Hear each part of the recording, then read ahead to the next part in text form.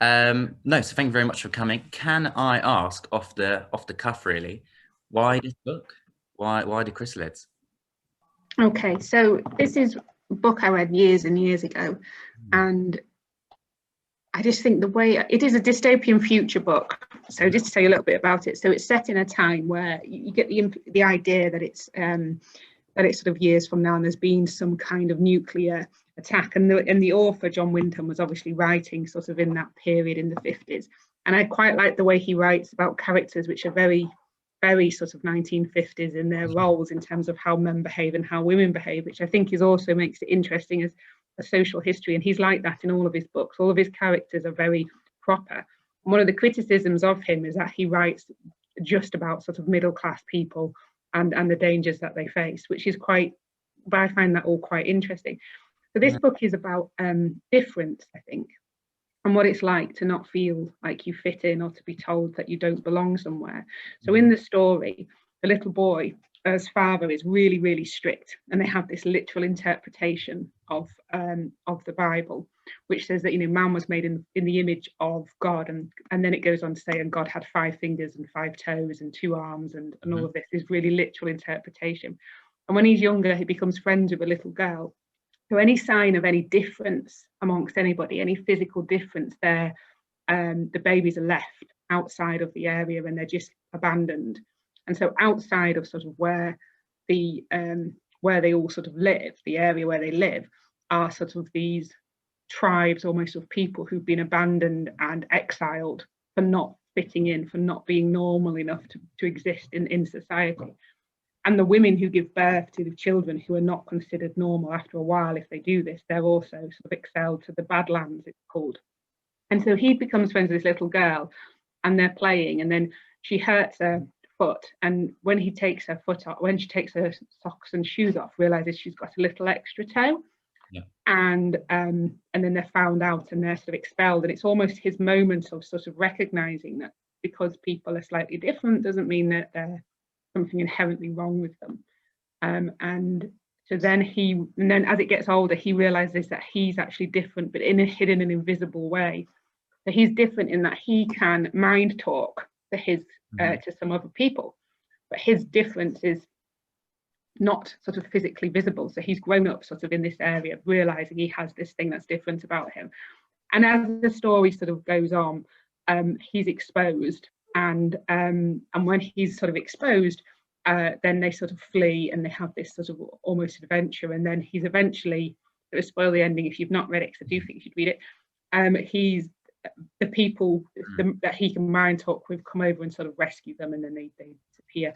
And so I think it's one of those, I think I read it sort of when I was a teenager, and I think it's one of those books that's about, I think that sense of belonging. I think it's a sense of finding your own tribe, about sort of difference, and I've just always really sort of really enjoyed it. I mean, he's most famous for Day of the Triffids, which I think everybody knows that story, and Midwich Cuckoos, which was made into a film, or is his other famous book. But I've always thought this was the best one in that it explores sort of all these ideas, but in a really, if you read it, you'll see what I mean, in a really sort of almost proper middle class way that these characters exist in, because that's what he sort of writes about. Well, so I was trying to, whilst reading the book, I was trying to guess, and probably others as well, were trying to guess why you picked this.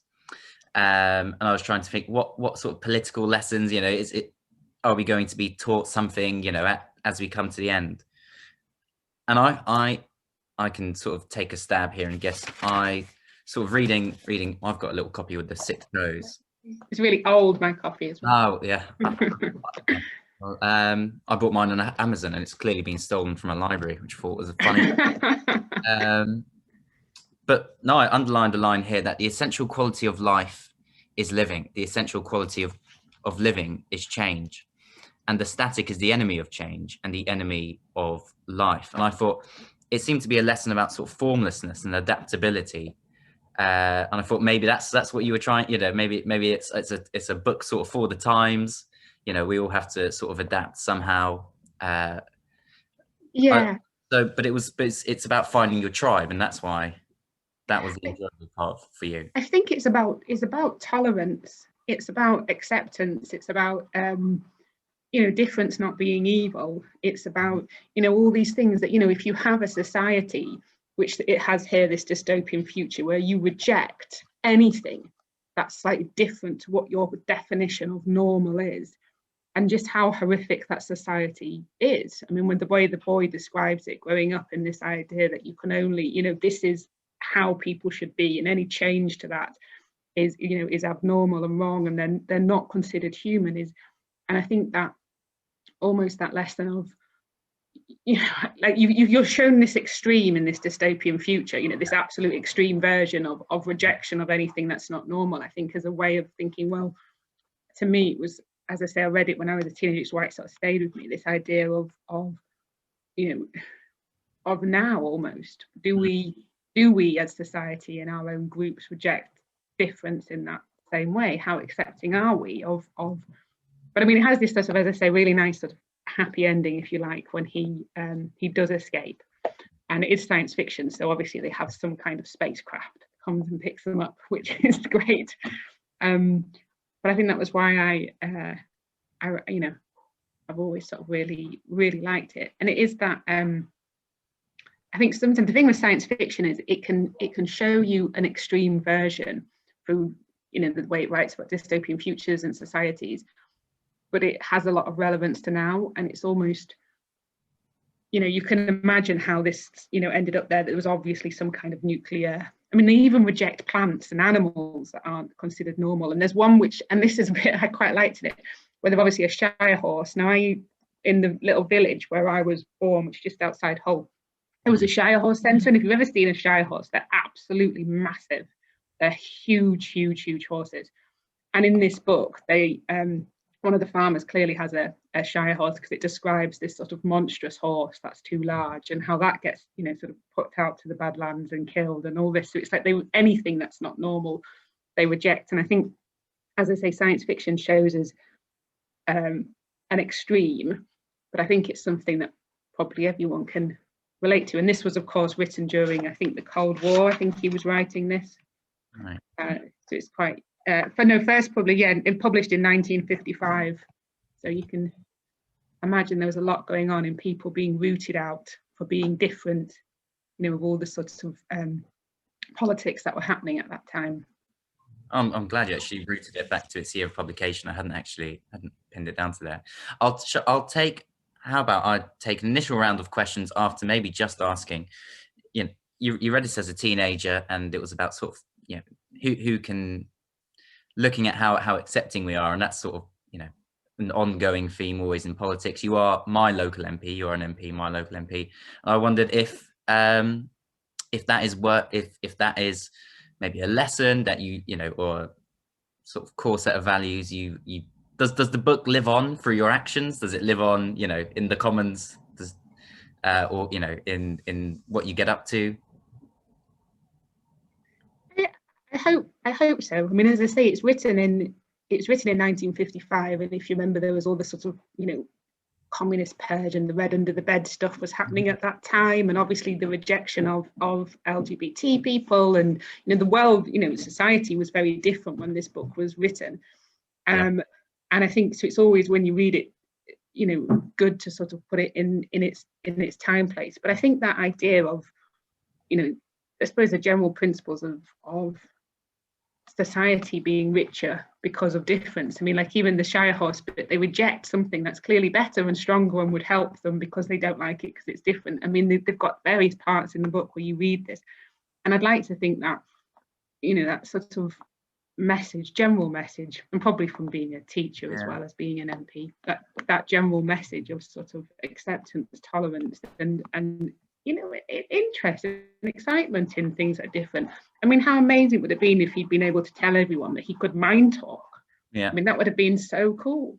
And instead he has to sort of, escape for his life with his sort of two friends. And I think only one of them manages to escape with him, and the others are sort of killed in this battle that's near the end. Yeah. I mean, but yeah, so I mean, you try to, but it is but I do love all of his stuff. All of his stuff is quite sort of, some of it's quite sort of creepy and Yeah. and sort of disturbing. I've got the whole lot. Oh, so the whole lot can be recommended. Oh yeah, one sec. So you can see how old they all are, but Brilliant. there are some really. I mean, they're so well loved. They're actually missing some of their front cover. The Kraken Awakes is often quoted quite a lot. That's really, really good. But this one, I think I've quoted from before, actually, The Outward Urge, which is about this this person. Again, it's really really sort of funny, because even though, I mean, John Wyndham is amazing, but he can't imagine a future where men are not in charge. It's like all of his science fiction and everything he writes about the future, men are still in charge and women still stay at home. So he wasn't able to sort of imagine any difference there, which is quite interesting. Quite interesting. And yeah, we will have an open sort of floor to the other three, sort of any questions. I might also ask, you mentioned that he only writes about sort of middle class experiences. Is there anything, what has been left out? What if you could talk to Wyndham, what tell him to include? I mean, that's the biggest criticism of him, is that people really enjoy his stories, and as I say, they are quite, I suppose, but then in his defense, the people who defend him will say, well, that's what he knew, that's his background and his upbringing. But it is all very it's the way they kind of speak to each other. You've got to really, I think, to enjoy it, the way they speak to each other. It's like, yes, darling, can you can imagine it all being said in a very sort of proper way, the way they behave. Yeah. But I mean, if you look at sort of Kraken Awakes, which is brilliant. I mean, it says here, sorry, he was born in 1903. So I mean, it's from a different time. So I think some of the critics, so this one was 1953. So I mean, they were all sort of written around sort of the 40s and 50s, and which is, so I kind of excuse him for the fact he's sort of writing in that way. But that is the main criticism of him, that none of his characters are working class characters. Yeah. I mean, none of them are sort of vain people. They're all sort of middle class, and they all have sort of men in charge of things, but for them means you can't enjoy what he's written. No. Okay. Have we got any questions from anyone here? I've had some sent in from people who can't make it, so I will ask those. Just send me a message. I think we had a short turnaround reading time, but yeah, do just speak. No, that's absolutely fine. That was my fault for sort of not. I could, but no, it was really interesting. Can I ask, maybe just for the three here to sort of get to know you a bit more. Why did you become an MP yourself? It's a bit of probably a question you get far too often. No, it's cool. So I was a primary teacher. I think most people know that, for 11 years. And before that, obviously I was at university, but before that I worked in nurseries looking after children. So pretty much have been an adult working with children. So it was so I was a member of the Labour Party when I was younger, but it wasn't activist, didn't do anything. I was just a member, didn't get involved at university or anything. And then I sort of left just because I wasn't doing anything and sort of wasn't really engaged. And then in 2010, obviously there was fundamental changes happening to education. They rewrote the curriculum, they introduced the phonics test, they did loads and loads of changes to what was happening, which I didn't agree with a lot of those changes. And so I got really involved in the National Union of Teachers in the NUT. So I became the school rep, and started getting involved with them.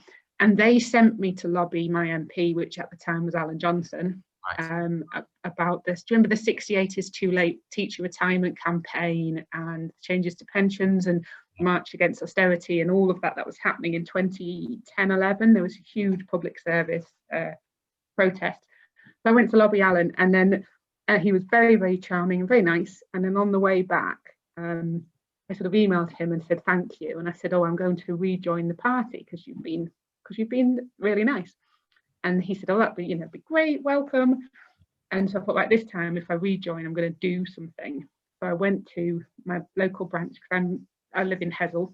Yeah. So I went to Hessle Labour, which is, what you'll know is branches, and then from then just got involved. And then, you know, like as soon as you get involved in anything, you know what it's like. You become you then get given an officer position, and you then get once you sort of show an interest and volunteer, that's it. So then I was carried on being really actively involved until obviously Alan stood down in 2017, and then I went for the Labour nomination. And then as soon as I got into politics, carried on doing stuff to do with children. And so I did the Education Select Committee for 2 years, and now I'm Shadow Universities Minister. So I've still been pursuing stuff to do with... Enjoyable brief? Sorry? Enjoyable brief, I imagine. Well, I won't actually jump in. Holly just messaged me. She's got a question. Over to you. I must admit, I didn't get a chance to read the whole thing, but I've read a little bit of it, and I've read about it. I thought the most interesting thing was it's kind of relevant to what's going on now in a strange sort of way. And just thinking about how people respond to a crisis, you know, that different societies seeing it as a sign that we should to build back better, and another sort of retreating into this sort of, you know, very safe, very, you know, sort of just you know, obsessed with the authoritarian, kind of obsessed with what is normal because it's safe. I don't know what we can learn from, but what do you think we can learn from works of fiction like this about how we, obviously the other parent, of course, is New Zealand is probably doing the best out of everyone. But I just thought, you know, what these works of fiction about responding to a crisis and not going the wrong way. That's really interesting. And I think you're right, it's about fear, isn't it? I mean, there's obviously been, it talks about, I think it describes it as the event, and the only thing you can think of with it being written at this time, there's been some sort of nuclear war. You imagine the event having been, and how you've got the society where they can all mind talk, this sort of evolved, advanced society, because they've got these spacecraft and they come over and they do this rescue, and then you've got this really sort of almost medieval farming, no electric, you know, this community built on fear, where, and one of the things it talks about, when a baby's born, they have to be, before the baby can be announced as being born, they have to check it's normal, and if it's not considered normal, then they don't register it as actually being born and things. But I think you're right. I think it's about, how do you, I've never thought of that before, but how do you react to a crisis? Do you retreat inwards and reject everything else, or do you, that's a really interesting point, Holly. That's a new, I'm going to read it again now. I've been talking about it so much, you now probably know it word for word. But because it has got, I think it's about human behaviour, isn't it? And, you know, society is built on fear and oppression and authoritarianism, and how damaging that is. But yes, probably maybe something we could all think about now. What kind of society do we want to live in?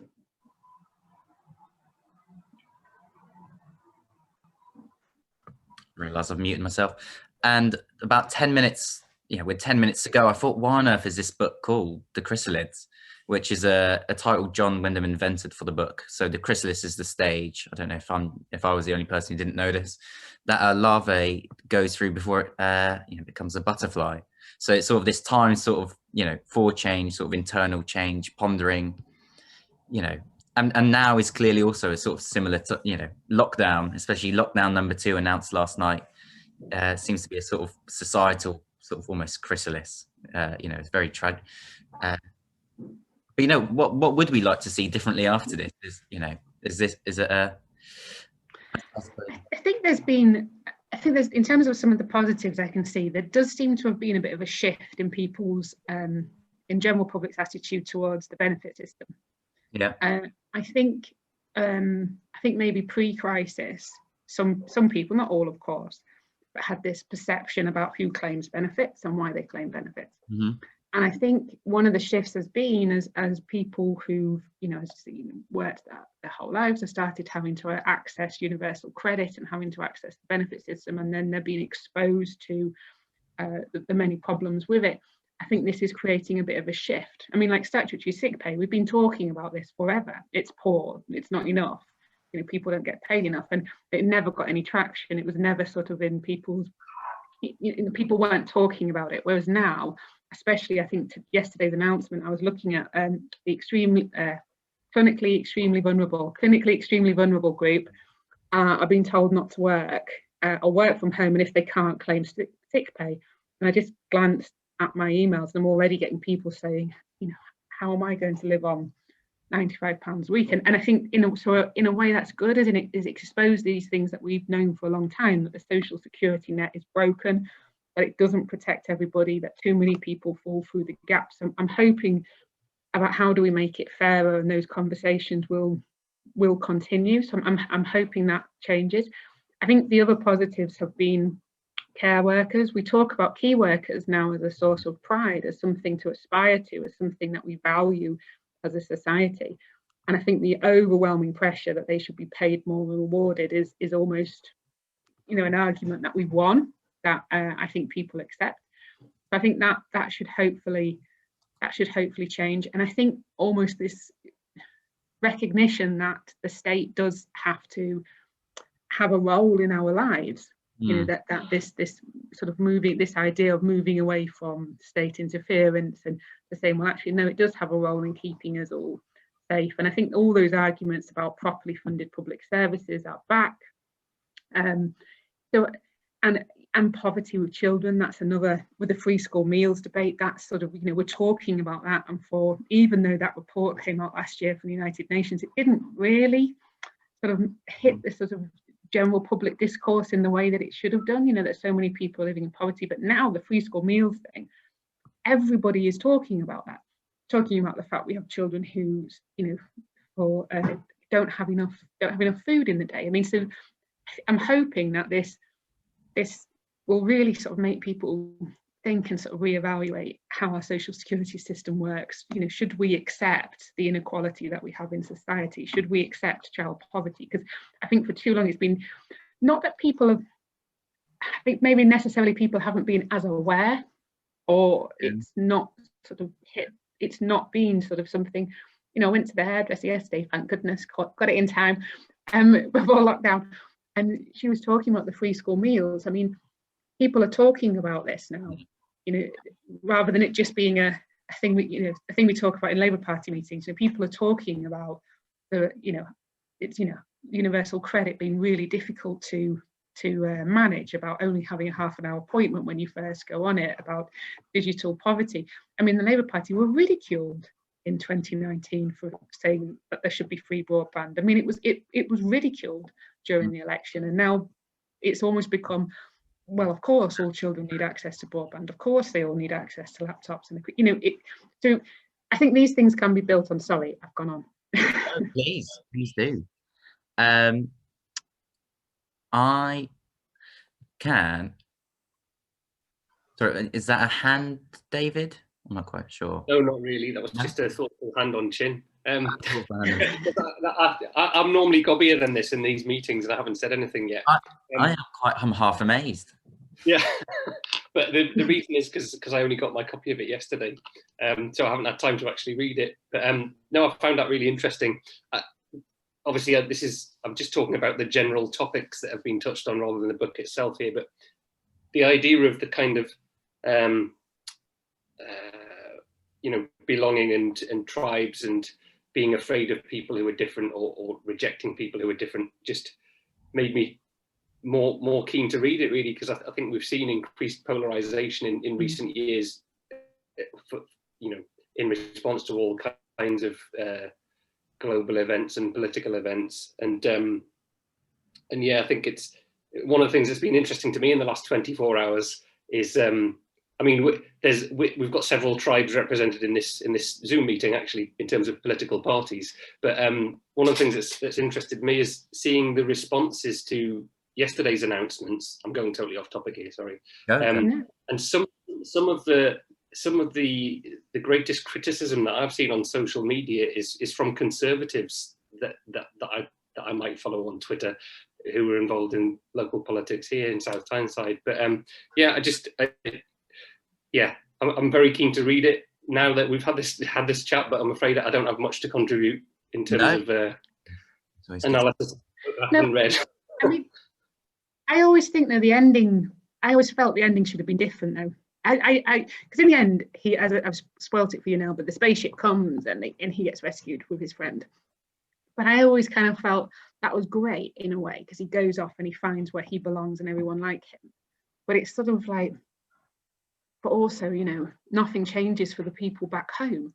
You know, they're still in this divided society. There's still the Badlands where the people have to exist, and there's still the main society, and the characters don't change their minds. There's not sort of a recognition. He escapes, but he sort of leaves behind, and I don't know if John Wyndham did that on purpose rather than sort of, I don't know. I always felt like, wouldn't it have been better if he'd been accepted by his mum and dad for being different, and he's not? And I don't know. I always just felt. I mean, I think it is great, but we obviously did that on purpose, that he isn't accepted. And it's, even though at this point when he's found out he's like a teenager and he's lived with his mum and dad all this time, and you assume they all love him, but he's rejected and, you know, hunted down for being different. Yeah, it's just, I always think, would have been, I'm a bit of an idealist maybe. It would have been nicer if they'd liked him, but it is worth, I do think it is worth reading. And I forgot to mention the other bit, he finds out his sister's different as well when his sister's born. Yeah, yes, and his sister is the sort of the strongest mind talker and mind shape creator of the lot, and she gets them in sort of initial pickles, but then she's the reason they try and save the rest of them, because you can project sort of mind shapes distances with your mind, and she's stronger than the rest. What I did like about the end is when he meets all the other mind readers, and we're really absolutely destroying the end for you here, David. Is when they sort of, it's a bit like a sort of radio frequency. He describes it in sort of in terms of sound when he comes to meet all these other mind readers, and he finds his own tribe. He says in terms of sound, it could I'm trying to read and find it here. In terms of sound, it could not be unlike the buzzing of a hive of bees. And I thought that was absolutely lovely on the last page. You know, that he describes this idealist society where people do all work together, you know, like bees, and think together. And, you know, maybe he's pointing to a sort of more idealist world, but I don't know, to me, I found this constant thread, you know, nobody knows what the true image looks like. We all have to evolve. And it's almost this ruthless, I don't know, it's quite sort of ruthless assessment of where we are now. I thought, you know, not really much further than the 50s, you know, not really being accepted, not being united certainly not, we've not quite yet discovered the mind talking, but I just found it a sad indictment. I think, like you, Emma, I found it a bit of a sad indictment of, you know, of the world today, and of ongoing things like that. What did you think to this sort of, I mean, I'm just looking now at the last pages, and even when you read, it's the dialogue that I love for being so sort of proper and middle class. It reminds me very much of oh gosh, now I've forgotten what it's called, the famous black and white sort of love film, when they're all sort of brief encounters. They're all sort of very proper, because even this is like, Petra was excited and a bit overstrength. It's awfully wonderful, she announced. I mean, it's the way it's sort of written. I love it. It's awfully wonderful. And and when she goes on about, she calls her darling, oh sorry, but it is awfully exciting. This time, darling, we'll forgive you.